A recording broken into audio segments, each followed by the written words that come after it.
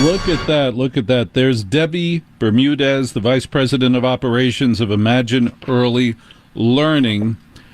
And Imagine Early Learning is a successful childcare, daycare, what do you call it? We're a network of childcare centers in and around New York City. And you have 9 of them, right? We have 12, actually.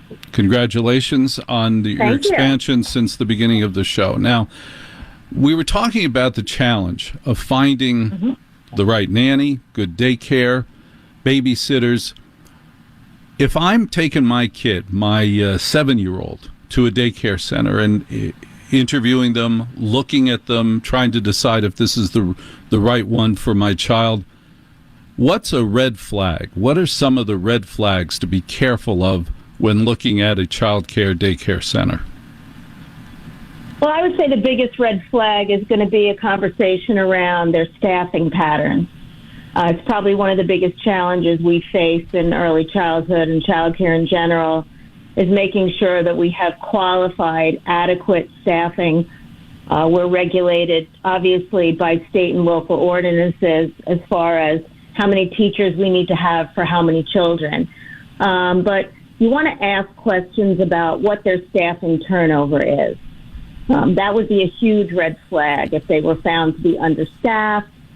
There's also ways that parents can go in and check through local licensing agencies and check on inspection histories and see whether or not there's histories of complaints.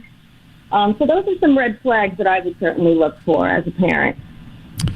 Now, I'm going to ask you a technical question. Are you talking to me into your phone or on a speaker?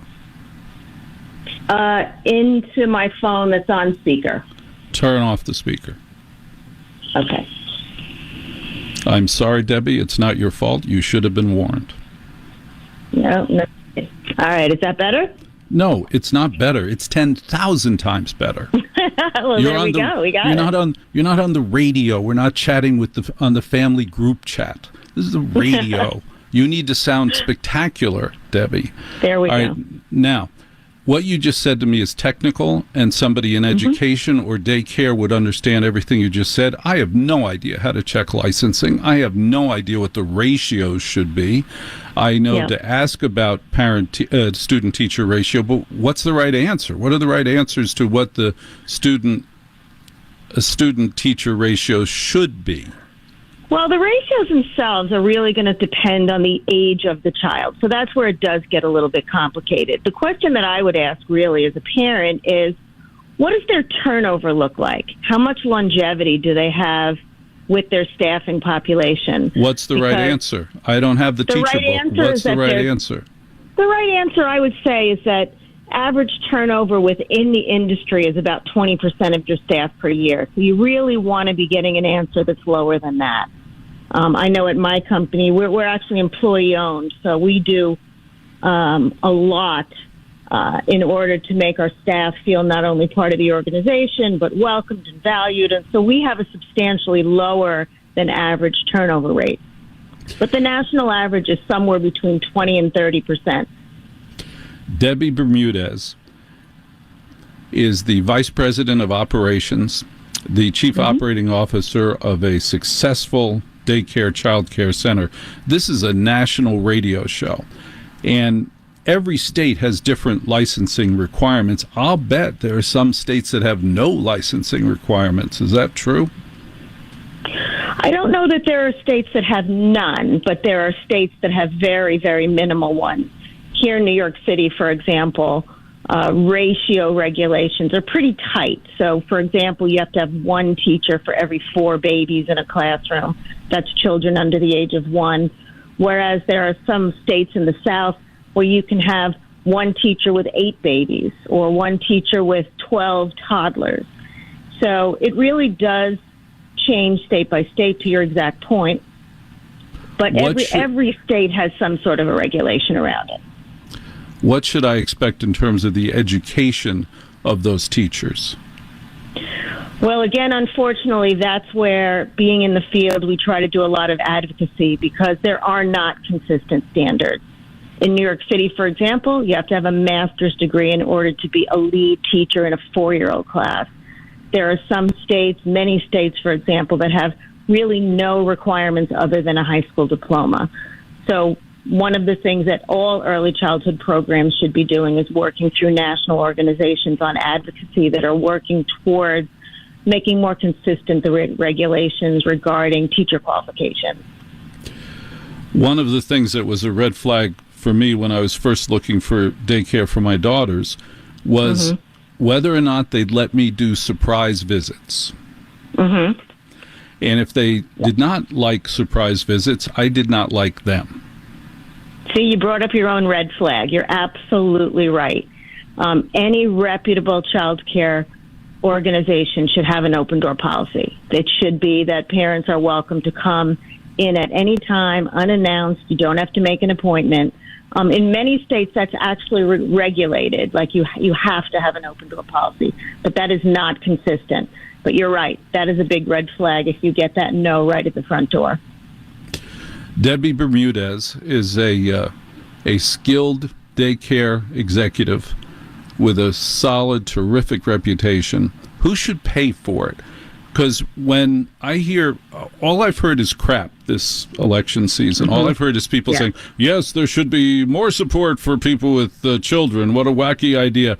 No one has any specific. I haven't heard one specific from anybody at any level as to what that should be. Should the employer pay for it? Should it be strictly the family paying for it? Should the government pay for it? What do you think? Well, honestly, it should be a little bit of everything, which I know sounds a little wishy-washy. It's why I try to really make sure that we are not necessarily political, but we're politically aware. And what we have found that really works well, and something that my company does, is we do try to partner with employers. Many of our centers we run together in partnership with a university or a hospital. We have a couple of centers that we run actually for government agencies. Because in many geographies, especially with the increased staffing costs, it's very hard to be able to charge a tuition that you need to charge in order to make your business viable without some sort of additional support. So having a partner in an employer helping to sponsor your program, that's one. Many times we will get either facilities in kind or they will contribute to the cost of the tuition so the parents are not bearing the entire thing. But then, especially since COVID, we've seen a number of government grant programs that are geared specifically towards child care and workforce retention and bonuses for teachers that has really helped defray some of the staffing costs. But we really do need something on a federal level, much like what is being talked about.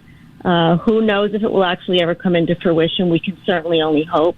But there needs to be some support for parents because the cost of child care, just based on the staffing requirements alone, is really out of the ballpark for many people. And I think that it really is, obviously speaking as an advocate for the industry, the government really needs to understand what an essential service early childhood education actually is. Here's a statistic that will stun you. They asked 100 Fortune 500 CEOs what percent of their workforce is comprised of men who have wives who stay home and don't work. Not one CEO guessed less than 50%.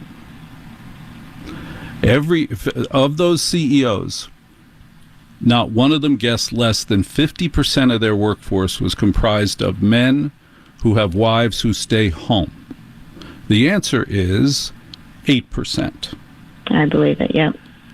This gap between the perception of the C-suite and their workforce and the reality of their workforce is a large part of the problem because you see those CEOs, Muffy goes to the Greenwich Country Club during the day and she stays home. But once you get out of the C-suite, that's not the situation. And that's where the gap begins.